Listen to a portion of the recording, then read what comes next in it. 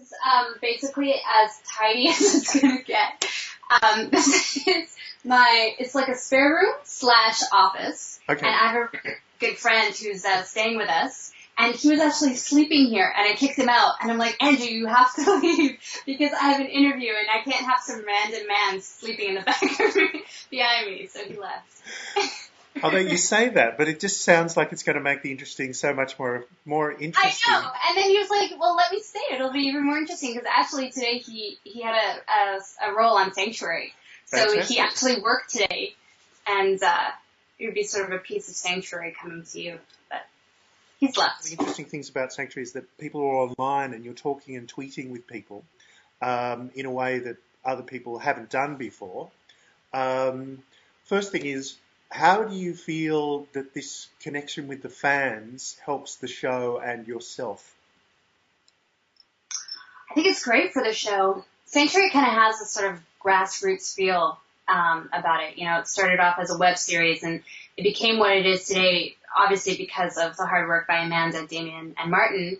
And they're very business savvy, but I think it's because of the internet and because they sort of took a more grassroots approach to getting the show off the ground. And I think even in terms of the marketing today with Twitter and with Facebook and kind of doing things that way, it keeps us all so much more connected to the people who are watching it, and as opposed to having like this huge marketing team do it for us. And I think that's part of the appeal of Sanctuary. I think that's part of the reason why fans really appreciate it and keep watching.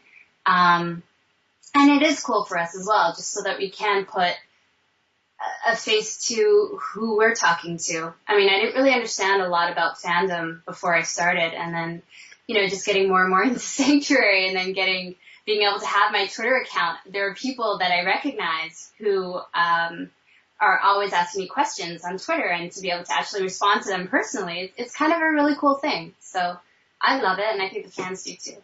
Well, I'd have to say that Sanctuary is a crash course in fandom. Yes, it really is. It really is. Do you find as an actor that Sanctuary is a very difficult job, obviously because of the green screen, or is it something because there's a green screen that it's really easy because it's just your imagination? I actually, I think it's actually easy because it is my imagination, and when we're on the green screen and we're playing around, I mean, it's me, it's my fellow actors, and it's a couple of props, and you're not really distracted with all the cameras and stuff because they're sort of far away.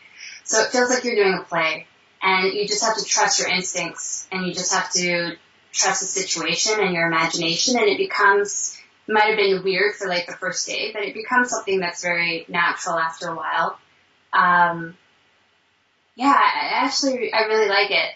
I mean, obviously, I guess the hard part is sometimes when you're not in front of the green screen, but you'll have maybe sort of like a green toy that will be in front of you, and that's the monster, and you have to be reacting to that. That part's difficult. But when you're actually in front of the green screen and you get to imagine a world around you, I think that's actually fairly easy. How did you feel? Like when you're thinking, oh, they're going to do a Bollywood number and all these things, are you connected to that culture in a particular way?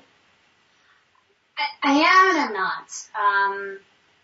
I mean, I grew up knowing what Bollywood is. I never actually visited India until like 3 years ago.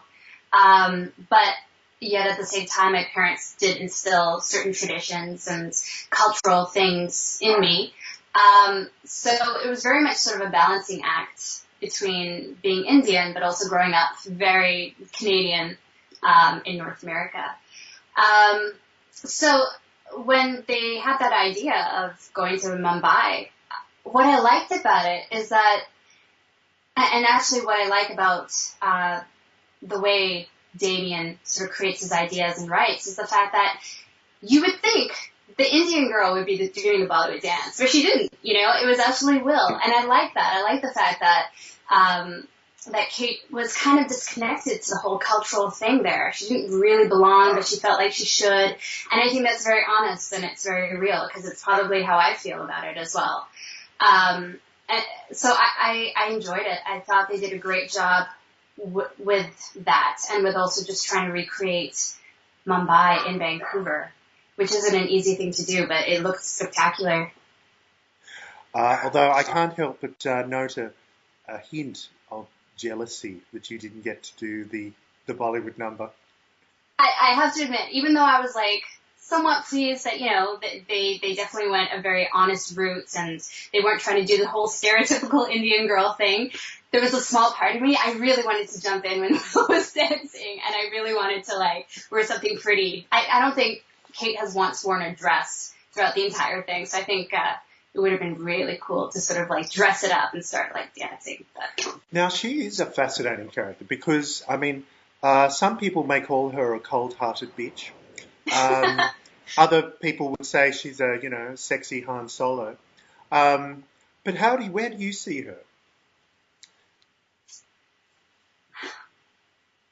I see her as a girl with a really strong armor. She's had to really learn how to deal with the world by herself. And by doing so, she's created a really thick skin. She's created a really tough sort of persona, especially at the beginning of season 2. She doesn't care if she's not likable. And in fact, that's better for her, because if she is likable, then she gets attached to people as well. And that's never been a good thing for Kate. So what I love about Kate is the fact that she is complex. And underneath all of that, though, and she's a hard pill to swallow, but underneath that, you know, she's vulnerable, incredibly vulnerable, because of everything that's happened to her in her past. And I think slowly as season 2 progresses, we start, she's like an onion, you start taking off those layers and you start seeing a little bit of who that girl is, you know, and I think that's where I personally connect to Kate the most. And I think in season 3, you'll see that even more. You know, she definitely puts that armor up when she's around strangers or people that she doesn't know, but as she's getting more and more comfortable in the sanctuary, the armor's coming down and she just becomes she has a very specific relationship with each person there, and she's goofy, or she's like, you know, very tender, or she's, you know, silly or whatever, but she's just a lot more sincere. Or are you the serious one, always saying, come on, let's get our day? I think it depends. Depends on who I'm with and just sort of the feel. I mean, you don't want to be the jokester when everyone else is like, when it's Friday night and everybody wants to go home.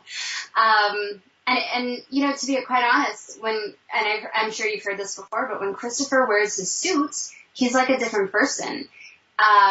And so it really took me a long time to sort of get his humor when he was Bigfoot, because he's a little bit more sarcastic, and I think it gives him the freedom to say and do whatever he wants, and he's kind of scary and kind of intimidating.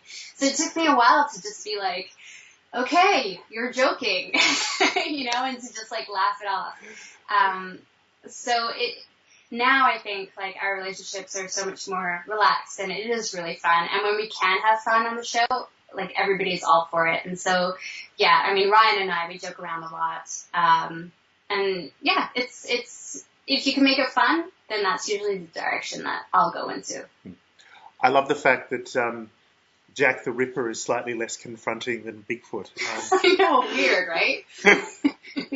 Can you tell us anything about where season 3 is heading? Obviously, the fans are very keen to see the characters grow and move in certain directions. Everybody, the name Tesla has popped up from time to time, you may have seen. Can you tell us any specific hints that you're allowed to spill? Well, season 3 is a lot more complicated and a lot more complex than any of the other seasons. The storylines are so huge. And I think there's a lot more traveling this season than there has been in other seasons. It starts off basically completing the storyline that we ended with in season 2, so the whole Bombay Big Bertha thing. It completes it wraps it up, but at the same time, it sort of opens a door for another storyline, which we follow throughout season 3. And it takes us to so many different places, and it introduces us to some very interesting characters. Have you heard of the name Ian Tracy that's popped up? Yes. Yeah. So Ian Tracy is a brilliant actor, and he's playing this incredible character. I don't know do you know who he plays? I don't know how much I'm allowed to tell. Yeah, he just plays a really interesting character who's not necessarily a very likable character, and it's just his relationship with Helen Magnus is incredible, and the scripts that are being written around those two characters are amazing. And in terms of Kate specifically, I think she just becomes a lot more real and a lot more an asset to the sanctuary. And fortunately, I get to really play a lot this season, and I have a great episode that I'm excited to see. It's episode 4 or 5, I believe. It's called Hero 2, and it's kind of a superhero type episode for Kate, which has been it was so much fun. So I'm really excited about that. Sanctuary shippers would be interested to see whether you and the big guy finally get together. A big. Yes, exactly. I really wanted Kate and the big guy to get together. Definitely. I don't know how they would kiss. They would get really a lot of hair in the mouth. That'd be kind of. I think you'd just she'd hold up a razor. She'd hold up a razor and say one word, big fella, manscaping. Is there any difference between having the 13-episode cycle and the 20-episode cycle? Obviously, apart from the sheer amount of work. Yeah, I mean, the work is definitely a lot more. I think because we had 20 episodes, they got really ambitious in the writing room, which basically translates to having to be ambitious in every other aspect to creating that show. So that's probably the biggest thing. And also, I mean, it gives you more time to sort of explore the different characters and their personalities. And I think each character this season has a great storyline that they're really excited about and proud of. So that's always nice to be able to just sort of dig a little bit deeper. Okay. So have I ever been to Australia? I have, yeah. I went to Australia probably about 5 years ago. I flew into Perth to visit a friend of mine, and Perth was amazing. I thought I was spending the entire month with her, but then she found a job in Sydney, so she left me after 3 days. And she's like, but I'm going to make sure that you know which way you're going to go and put you on some good tours. And so I took this amazing, amazing trip that I'll never forget, which went from Perth to Alice Springs. And it was like this, you sleep outdoors without a tent. All you have is your swag, and you're just basically in a Jeep for 7 days. No showers. And it was just a group of us, and it was fantastic. I absolutely fell in love with the country when I was there, because it's very similar to Canada, just in terms of, a little bit of the history and just the sheer size of the country as well. And just being in the outback, it's so big. The sky is huge, and the sand is so red, and you just feel so connected to the earth, and it was absolutely amazing. So from Alice Springs, I went down to Adelaide, spent a few days there, and then went to Melbourne, which I absolutely adore, and then went to Sydney, and I got to spend a few days there, and I loved it, and then flew back home. So it was an amazing trip. Agam, thank you so much for your time and allowing us to Skype with you. All right, cheerio. Bye.